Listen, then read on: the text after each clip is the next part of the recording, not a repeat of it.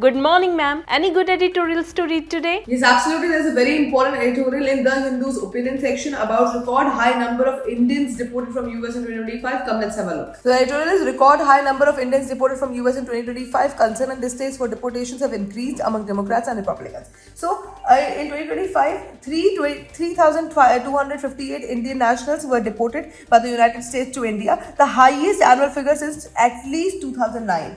Okay, deportations occurred mainly between January and November. Okay, and were more than doubled compared to 2024. Now, most deported individuals had entered legally but overstayed their visas, and that made it illegal. Alright, very few had criminal convictions. Public opinion in the US shows rising concerns and discomfort over deportations across both Democrats as well as Republicans. And while many Americans believe illegal immigrants should be deported, disapproval of over aggressive deportations has increased, especially among the Democrats. Now, by October 2025,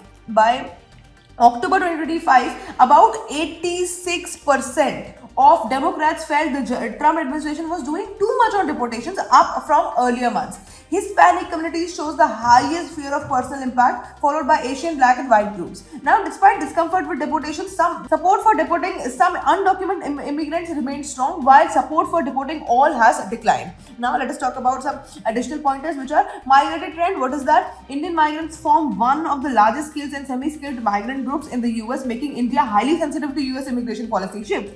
Now, what is visa overstays? See, H1B, F1, B1, B2 are emerging as a bigger issue than illegal border crossings for Indians. And political dimension is that immigration has become a polarizing electoral issue in the US, influencing enforcement intensity. Now, human rights angle is also there. Deportations raise concerns related to due progress, family separation, and humanitarian consideration as well. And there is data governance as well. Deportation statistics sourced from US Parliament Q&A, Pew Research and surveys showing evidence-based policy making. And diaspora diplomacy is also there. Large-scale deportations can strain India-US people-to-people ties and require diplomatic engagement. Let us understand some charts. So the number of Indian citizens deported by the United States of America is this. In 2008 it was here, and in 2015 till November it is here. Now let us talk about the UPSC relevance of this topic. Why it is important for you to understand this topic? See, it is highly relevant as GS paper 2 for India-US bilateral relations. It is highly important for GS paper 1, which is migration, population, movements and their socio-economic impact. It is highly important for GS paper 4,